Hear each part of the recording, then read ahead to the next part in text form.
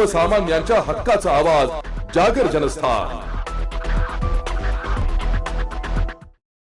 आझाद मैदानावर आशा गटप्रवर्तकांचे गत 24 दिवसांपासून हे आंदोलन सुरू आहे। महाराष्ट्र राज्य आशा सेविका व गटप्रवर्तकांचे मुंबई येथील आझाद मैदानावर 24 दिवसांपासून राज्यव्यापी आंदोलन सुरू आहे। राज्यात राष्ट्रीय आरोग्य अभियानात सुमारे 70,000 आशा सेविका, 3,500 पेक्षा जास्त गटप्रवर्तक कार्यरत असून शासनाच्या विविध कार्यात शासकीय कर्मचाऱ्यांना खांद्याला खांदा लावून सदर कर्मचारी हे आपले कर्तव्य बजावत असतात।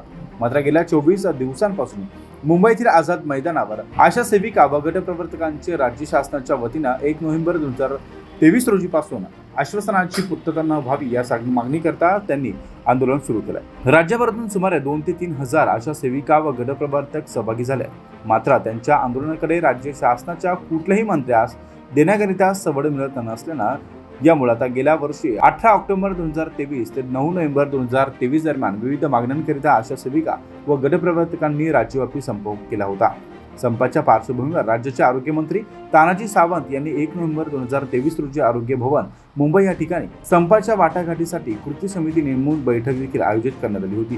दरम्यान आरोग्यमंत्र्यांच्या आश्वासनानंतर देखील आशा सेविका व गटप्रवर्तकांना दिवाळी भेट स्वरूपात 2,000 रुपये दिवाळीपूर्वी देण्यात येईल। तसेच आशा सेविकांच्या मोबदल्यात 7,000 रुपयांची वाढ, त्यासोबत गटप्रवर्तकांच्या मोबदल्यात 10,000 रुपयांची वाढ देण्याचं आश्वासन आरोग्यमंत्री तानाजी सावंत यांनी केलं होतं। मात्र या आश्वासनाची कुठलीही पूर्तता न झाल्यानं गेल्या 24 दिवसांपासून आशा सेविका त्यासोबत गटप्रवर्तकांनी देखील मुंबई येथील आझाद मैदान या ठिकाणी पुन्हा एकदा आंदोलनाची शस्त्र उगारली। ऑक्टोबरमध्ये महाराष्ट्रातल्या आशांनी गटप्रवर्तकांनी 22 दिवसाचा संप केला। या संपाच्या दरम्यान सरकारनं आशांनी गटप्रवर्तकांना आश्वासन दिलं होतं की आशांचं मानधन आम्ही 7,000 रुपये वाढवतो, गटप्रवर्तकांचं मानधन आम्ही 10,000 रुपये वाढवतो।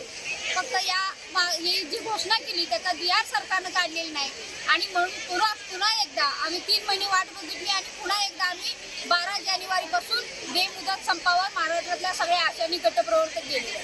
संप सुरू होऊन 1 महिना होत आला तरी सरकारनं आमचं DR काढला नाही आणि म्हणून मग हे आंदोलन आहे आम्ही ते 9 फेब्रुवारीपासून आझाद मैदान मुंबई म्हणजे 2 दिवस ठाण्याला केलं आणि त्यानंतर 11 तारखेपासून आझाद मैदान मुंबई हे आंदोलन सुरू आहे। या आंदोलनाच्या दरम्यान आम्हाला तुम्ही सरकारचे प्रतिनिधी स्वतः आणि भेटायला आले नाहीत, आम्हालाही बोलवलं नाही। फक्त एकदाच प्रधान सचिव यांनी फक्त आमची भेट घेतली आणि त्यांनी आम्हाला सांगितलं होतं की मुख्यमंत्री तुमच्या मागण्याबद्दल सकारात्मक आहे। सचिवांच्याकडे ती जबाबदारी दिली होती त्यांचा बजेट तयार करण्याची, पण त्याप्रमाणे सचिवांनी सांगितल्याप्रमाणे 3 कॅबिनेट झाल्या।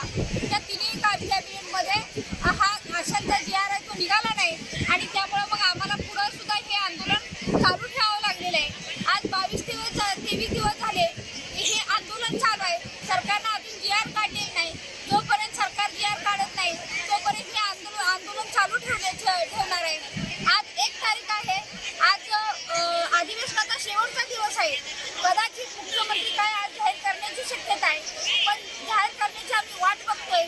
सरकारनं जर जाहीर केला तर या सगळ्या आशा आणि गटप्रवर्तक पुन्हा कामावर रुजू होतील व 3 तारखेला पल्स पोलिओ हा देशव्यापी राष्ट्रीय प्रोग्राम आहे। या पल्स पोलिओच्या निमित्तानं आशांच्यावर आणि गटप्रवर्तकांच्या मोठं दडपण येत आहे की या मोहीममध्ये तुम्ही राष्ट्रीय मोहीम असल्यामुळं तुम्ही या मोहीममध्ये सहभागी व्हायला पाहिजे। परंतु आमचाही नाईलाज आहे। सरकारनं जर केलेल्या घोषणेप्रमाणे जर DR काढला नाही, आमच्या मागण्यांच्याबद्दल सरकारनं काही घोषणा केली नाही तर आम्ही काही या सरकारच्या पल्स पोलिओ लसीकरणमध्ये सहभाग घेऊ शकणार नाही आणि म्हणून सरकारला आमची विनंती आहे की सरकारनं आमचा DR काढावा आणि मग आम्हाला कुठलीही कामं सांगण्यासाठी आम्ही तयार आहोत। जागर जनस्थानसाठी प्रतीक पुरेकर।